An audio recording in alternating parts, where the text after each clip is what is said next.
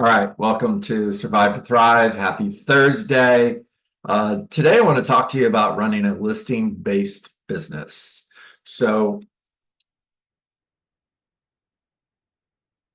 a couple questions first. If I asked you how many listings you would have to sell in a year in order to hit your income goal, what would the answer be? If you don't already have that information written down, then you need to write it down. Or just write out the question to yourself. How many listings would I need to close in order to hit my income goals? Okay.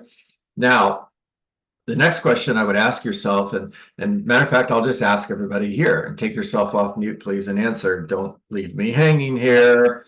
For those of you who work buyers, and you're working a lot of deals, how many ready, willing, and able buyers can you work with at one time that you are actively showing homes to? How many buyers can you work with at a time? I'm going to guess two. Two. Okay. Anybody else? I was going to say two also, Okay. to not be insanely Okay. juggling, maybe. Yeah. Okay. Well, here's my answer, and I like yours. My answer is if you absolutely just want to work your rear end off, you can handle maybe 5, and that's it. Now, the follow-up question is, how many listings can you handle at one time? How many seller listings can you handle at one time? Three listings, 2 buyers. I can't do 5 buyers. That's crazy. Okay, so Vivian, is 3 listings the maximum that you can handle, or is that a goal? No, I've done 5 before, and that's when I realized my systems are broken and I need to leverage. Okay, so 5 listings, we need to add leverage, but you can add leverage, yes? Now, when you have the right listings, now how many listings can you handle? I bet a lot more. A lot more. Tobin, describe a lot. Give me a number. For me, maybe 12 if I had leverage. I mean, if I've got that many listings, then that's when I can get and hire assistants and have people help. I mean, the number is, I don't think there really is a number. Okay. The limit is myself. I agree with you, by the way, and that was my answer to my wife when we were building the deeds team about 20 years ago, when she said, how many listings is enough? And my answer was more. We had 70 listings at one time. We were taking an average of 10 seller listings every month. In 15 years of production, I sold an average of over 100 homes a year, and I've never worked with a buyer. Now, I'm not saying any of that to brag, so don't hear that. I'm saying that to encourage you, because if I can, you can. So today I want to share with you a path. The path is in the math. I want to share with you a path that you can follow. This is a math equation. That's all it is. In order to make $200,000 a year, 100% on the listing side of the table. Raise your hand if you're okay with that. And everybody's hands goes up. So cool. Before I do that, I want to share a document with you that you should be very aware of. And I understand the document may be different depending on what broker you're working with, or if you're using state documents, but you're going to have some version of what I'm showing you here. So paragraph 5 talks about the listing broker compensation, right? And you're going to either have a flat amount that you're going to write in right here, or you're going to have a percentage. Okay, so let's just say that your fee to represent the seller is 3%. It's just an example. Nobody turn me in. I don't want to go in jail. It's 3%, right? Now, down here under unrepresented buyer, this is so important, everybody. Don't leave this blank and start having this conversation with your sellers. There is a possibility that there will be a buyer who wants to purchase your home who is not represented, who would come directly to me as your listing agent in order to purchase your home. And in that case, my fee to represent you is 3%. That's what we have here. And my fee to handle both sides of the transaction is an additional 1.5%. So the total fee would be 4.5%. It's not 3%. You're giving yourself the opportunity to make that additional money representing is the wrong word, representing the seller and working both with the buyer and the seller in order to get to the closing table. Everybody good on that? Raise your hand if you got it. Raise your hand if you have any questions, because I'll stop and talk Questions, about that right now. questions. Talk. What's the name of the form? Is there a form at the bottom, the form number? It's a listing agreement. It's the new listing agreement. If you're Okay. using documents from your board of realtors, it's whatever agreement they're giving you. It's going to have a line for an unrepresented buyer. And can you repeat? good. Could you repeat when they're unrepresented? You said to put 4.5. I'm giving you examples, Vivian. So What did you do? What did okay, you do? so Vivian, you're my seller. Vivian, my fee to represent you in order to get your home sold, to get you to the closing table successfully. It's 3%. Now, words matter. Okay, so what's the message to Vivian? It doesn't cost you a thing if I don't meet your goals. It doesn't cost you a thing unless I bring you an offer that meets your goals and exceeds your expectations.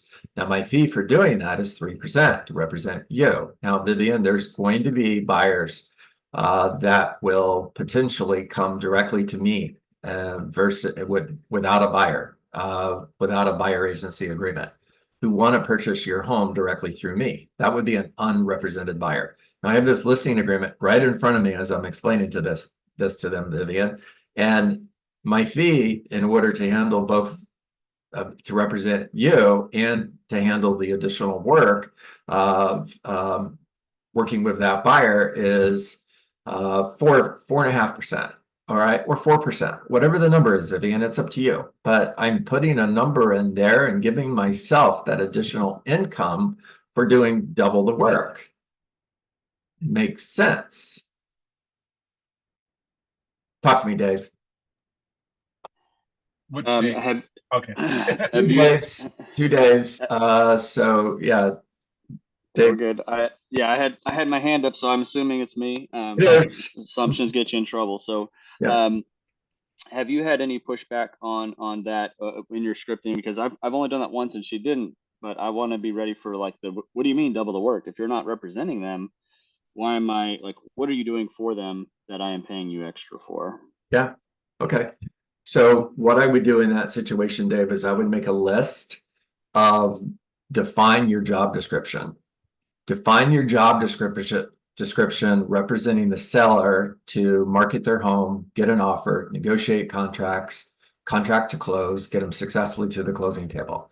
And then define your job description if you have the buyer side as well, meeting with a buyer to get the agreement signed, to present an offer, to get a counter offer, to go back to the seller with the counter offer, as a listing agent when there's a buyer's agent working the deal.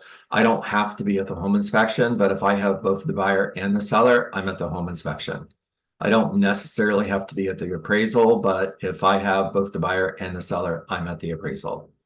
All right, I could go on, Dave. There's a lot of things that you're going to have to do when you have the buyer and the seller. Sean, talk to me.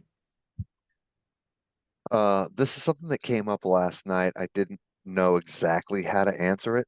Are we allowed to write the contract, the offer, for an unrepresented buyer? So, like, in my mind, I'm like handing them a form with Yeah, you're allowed. You are allowed because there's I'm sorry. What's your sell price? What is this? What are these details? They fill that out, and then I just put them on the form, send it to them, they sign, and then that's it. But I don't hand them the 1 to 4 to fill out themselves.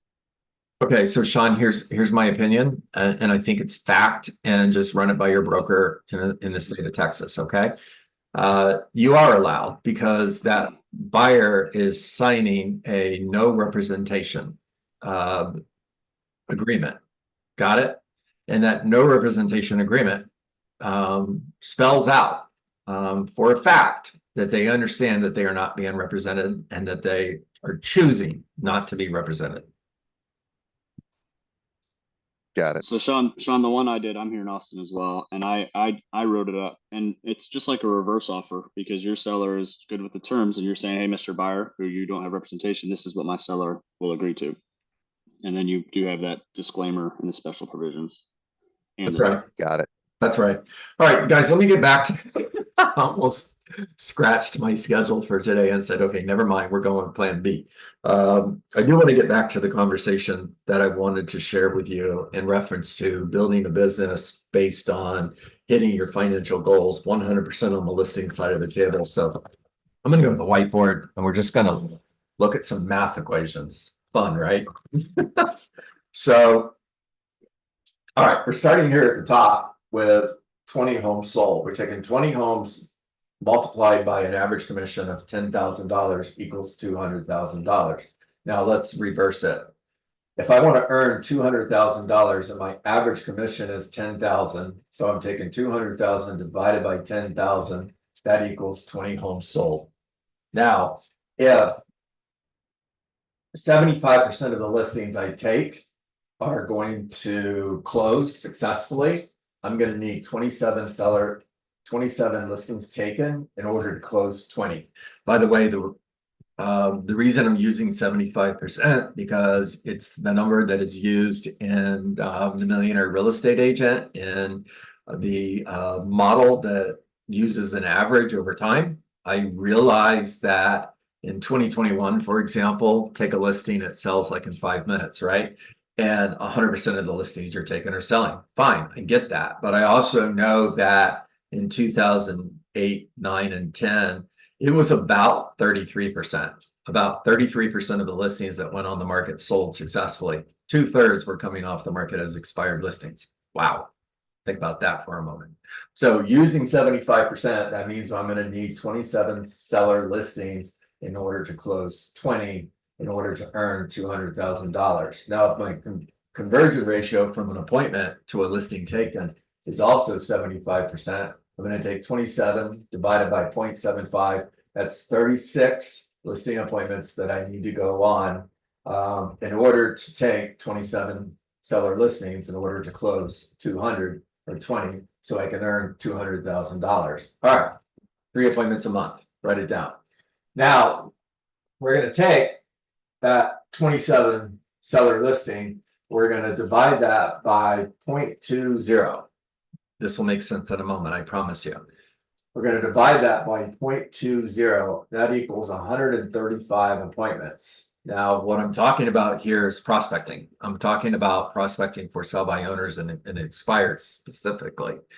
I'm calling for sell by owners. I'm calling expired listings. And I know that if I am systematically following up without exception, meaning no is not a word that lives in my vocabulary. No simply means not yet. I reject rejection. I understand that people will never change their mind, but they will make a new decision based on new information. So I don't care what that seller is saying to me or what that person is saying to me. You know, it's a for sale by owner. I'm never going to list my home. Awesome. Talk to you next week. If I do list my home, I'm going to list it with Dave. He's amazing. Cool. Talk to you next week. In other words, I don't hear rejection. I'm just going to keep following up. Now, when I do that, my conversion ratio is going to be about 20%. How do I know that? Time on task over time in production and also coaching real estate agents. So if my conversion rate is 20%, I'm going to need 135 appointments in order to take face-to-face appointments with for sale by owners and expireds in order to get 27 seller listings. I'm going to divide that by 48 weeks because I want you to take a month off. Understand?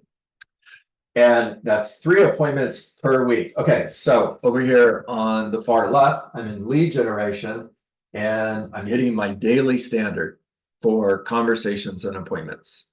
If it's not in your calendar, it doesn't exist. All right. You've got to have a plan. You've got to work your plan, and your plan has to be in the calendar and it's non-negotiable. Now, in lead generation, I've booked 135 face-to-face appointments. Now, this middle area here is follow up. It's not FU, it's follow up. So I am going to systematically follow up once per week for the first month, and then once every other week for the next 2 months, and then once a month after that. And what I'm looking for is I want to get to this site, this place right here. This is emotional proximity. That's when they change their mind. Remember, they don't change. I mean, they make a new decision. Excuse me. They don't change their mind. They make a new decision based on new information. All right. Now, your job is to help them make that new decision based on new information. And the best way for you to do that is ask great questions and systematically follow up over time. Sometimes it's not an objection, it's an it's a roadblock. Now, if it's a roadblock, there's nothing you can do that's going to take them from not being ready to being ready. Got to understand that as well. There are real conditions that will cause people not to put their home back on the market yet. No big deal. It's just numbers. And I ignore the results. I focus on the activities. And because I'm focusing on the activities, I always succeed. I never fail.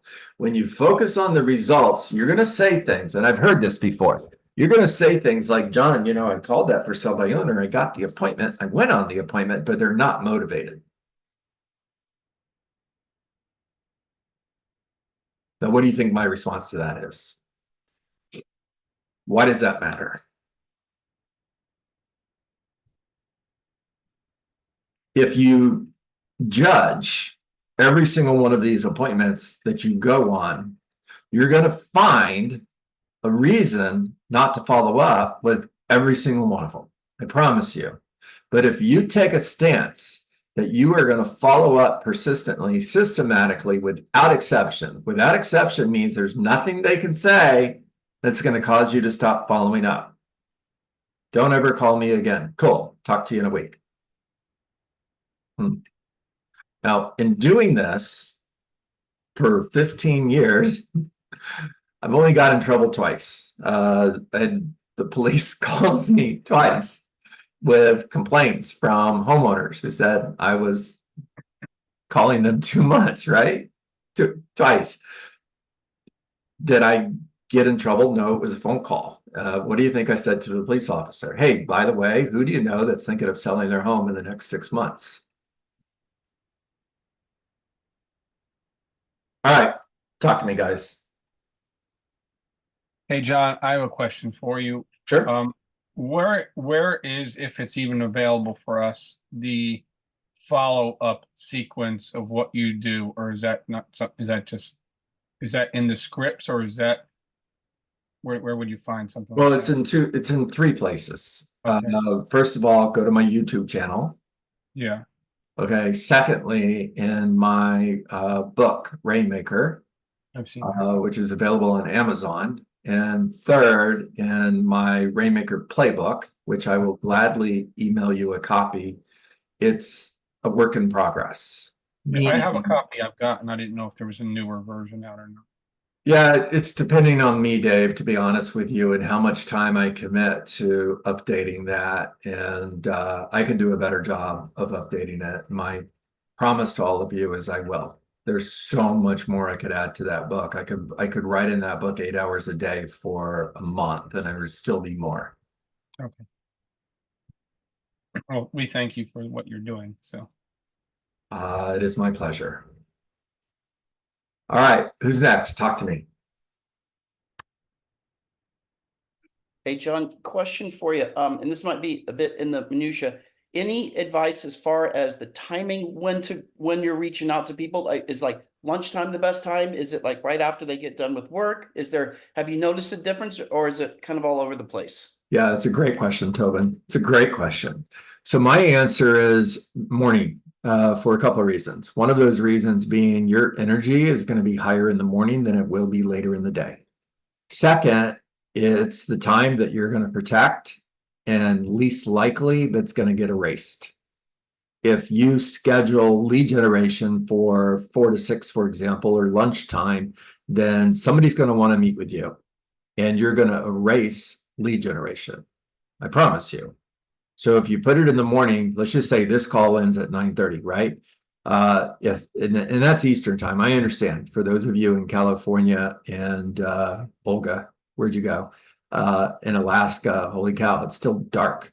So you're not going to get off this call and start making calls. That's probably not a good idea. But for those of you who are on Eastern time, for example, this call ends at 9:30. Yes or yes? Yes. If I were you, I would block 9:30 to 12:30 every day for lead generation. I would have a standard for how many conversations I'm going to have and how many appointments I book or how many new leads I create. And Tobin, I wouldn't stop until I hit my standard.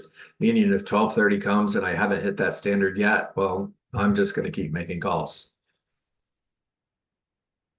Dealing with business never takes precedence over finding new business until lead generation is done. And when I say done, I mean you've hit your standards. Until lead generation is done, everything else and everyone else is a distraction. Got it. Thank you, John. Sure. All right, one more. We're going to jump. Make it quick because I've got a coaching appointment on my other line.